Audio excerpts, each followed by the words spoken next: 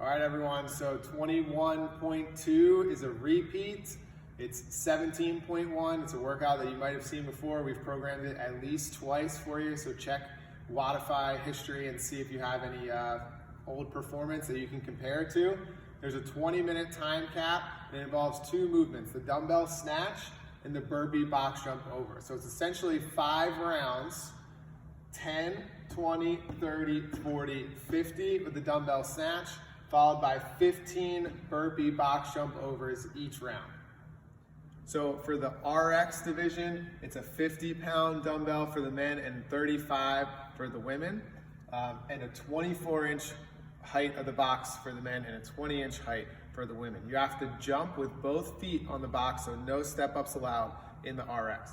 Versus the scaled variation, which is a 35 for the men, 20-pound dumbbell for the ladies, and it's a 20-inch box for both the men and women, and you can step up for both men and women are allowed in the scale division.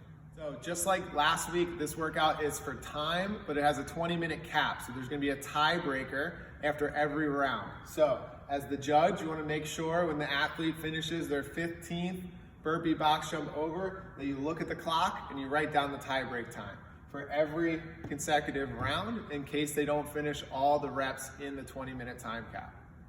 All right, so our first movement in the workout are going to be alternating dumbbell snatches. The dumbbell is going to start with both heads of the dumbbell touching the ground and then be taken overhead in one smooth motion. A clean and jerk is not permitted, and there's going to be a full lockout required overhead. So we need to see elbow, shoulder locked out, knees, hips, everything locked out overhead when we finish that rep to count.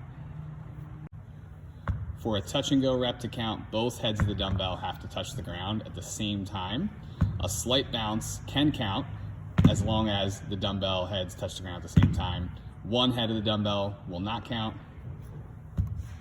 And then one head bouncing to the other head of the dumbbell will not count as well. The non-working hand is not permitted to push off of our other leg, whether it's the hand or the elbow or forearm. We can't push off of that non-working leg. So even our arm resting on our leg is not permitted. So get in the habit of keeping your arm out to the side rather than resting on your leg. A common mistake on the dumbbell snatch is not finishing with a full lockout before bringing the dumbbell back down. So we want to make sure that elbow, shoulder, knees, and hips are all extended to finish that full lockout. The reps also need to be completed with the dumbbell over top of the center of your body. So reps out to the side of the body will not be permitted, and reps out front of the body will also not be permitted. To do consecutive reps, the dumbbell cannot be handed off until a rep has been fully completed overhead. So on these reps, the dumbbell is being handed off before the full lockout has completed. All right, so for the burpee, it goes all the way chest and thighs to the ground. Notice the tape line. You have to get your hands and feet on each side of the tape. So right hand, right foot on the right, left hand, left foot on the left of the tape. Jump up or step up from the burpee. Then we're gonna jump or step up, depending on your variation, over to the other side of the box. He's gonna repeat the same thing on the other side. You can jump over the box. Okay, that would be a step up that's only allowed in the scaled variation. But you do not have to extend up all the way on top of the box. So he can just do a regular burpee, hop up, hop over, or twist without any extension of the hips and knees at the top. So if the athlete comes down sideways on the tape, they have to readjust till they're square, and then they can continue their burpee. Another common mistake is just the belly button touching and not the chest. Okay, so notice his full chest didn't get down on the ground. A good rep involves full chest all the way to ground. See the difference? And then he can continue his burpee. There we go. So each repetition, the athlete needs to jump with 2 feet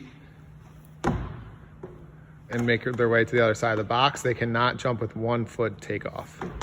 So that was a staggered takeoff. That would be not allowed. You need to do a double foot takeoff.